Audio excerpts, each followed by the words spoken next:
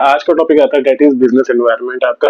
हमें एनवायरनमेंट का पता है, एनवायरनमेंट क्या है, हमारी सराउंडिंग्स की, जैसे हम कहते हैं लैंड एयर वाटर, है ना, हमारे आसपास जो चीजें हैं हम उनको एनवायरनमेंट मिलते हैं, या जो रिसोर्सेज ह्यूमन बींग सब एनवायरनमेंट में आता है। बट बिजनेस का भी अपना एनवायरनमेंट होता है, उसको हम क्या कहते हैं कि sum total of all individuals, institutions, या कोई भी जो फोर्सेस जो बिजनेस के कंट्रोल में नहीं है, आउटसाइड द बिजनेस है, जिनको बिजनेस कंट्रोल नहीं कर सकता, एंड जो उसकी परफॉर्मेंस को इफेक्ट कर सकते हैं, कि ऐसी चीजें जो कंपनी की परफॉर्मेंस पे या कंपनी के डिसीजंस को इफेक्ट कर सकते हैं, उनको हम क्या कहते हैं, ऐसी चीजों को बिजनेस एनवायरनमेंट कहते हैं। अब जो बिजनेस एनवायरनमेंट होता है वो दो टाइप्स का हो सकता है आपका, that is like general and एक स्पेसिफिक। स्पेसिफिक तो क्या हो गया, जैसे मेरे इन्वेस्टर्स, मेरे कस्टमर्स हो गए, मेरे सप्लायर्स हो गए, है ना। तो वो चीजें क्या होगी जो मुझे इफेक्ट करेंगी, मतलब स्पेसिफिक होगी, मुझे ही इफेक्ट करेंगी वो चीजें आपकी। बट हमारी अगर हम बात करें जनरल, क्या होगी जो सबको इफेक्ट करेंगी, कि पॉलिटिकल पार्टीज चेंज हो गई, गवर्नमेंट ने कोई नया रूल लागू कर दिया, या गवर्नमेंट ने कुछ और चीज कर दी है आपकी, तो वो सब चीजें क्या है आपकी जनरल एनवायरनमेंट है आपका, मतलब जो सबको इफेक्ट करेगा आपका।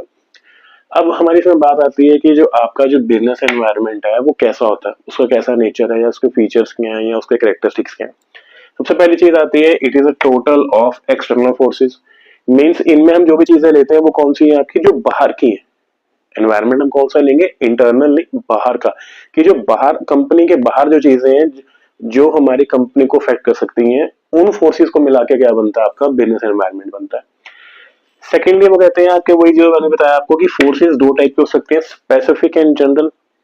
स्पेसिफिक मींस मेरे कस्टमर्स, मेरे इन्वेस्टर्स, मेरे सप्लायर्स, मेरे शेयर होल्डर्स, मेरे डिवेंचर होल्डर्स, है ना, जो मुझे इफेक्ट करेंगे।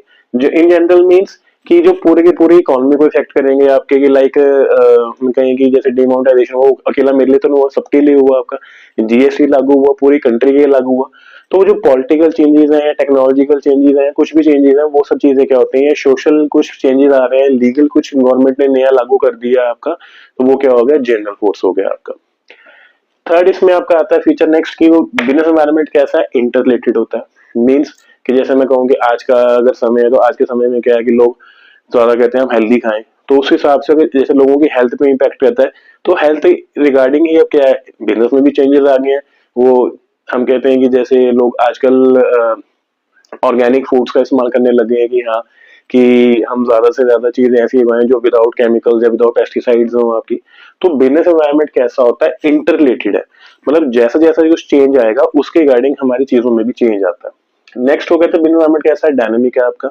मतलब इसको हम, जैसे अगर हम कहें आज के बाद में कि आज के अगर हम बात करें टेक्नोलॉजिकल एनवायरनमेंट क्या बहुत फटाफट चेंज हो रहा है, तो एनवायरनमेंट कैसा डायनेमिक है, मतलब एक जगह वो स्टैटिक नहीं रहता आपका, बदलता रहता है अकॉर्डिंग टू द जो भी कंट्री में या जो भी वर्ल्ड में चल रहा है आपका, उसके अकॉर्डिंगली। फिर आपका आता है एनवायरनमेंट कैसा अनसर्टेन है। मीन्स लाइक टेक्नोलॉजिकल डेवलपमेंट ऐसी है आज के समय जिसको हम प्रिडिक्ट नहीं कर सकते कि आगे जाके यही चीज होगा। तो एनवायरनमेंट कैसा अनसर्टेन है, हमें नहीं पता कि वो चीज हमारे लिए आगे बेनिफिट होगी या नुकसान होगा या नहीं होगा। जैसे हम के जैसे फैशन इंडस्ट्रीज में कुछ ना कुछ नया नया चेंजेस आते रहते हैं, हेल्थ प्रोडक्ट्स में कुछ ना कुछ नए चेंजेस आते रहते हैं।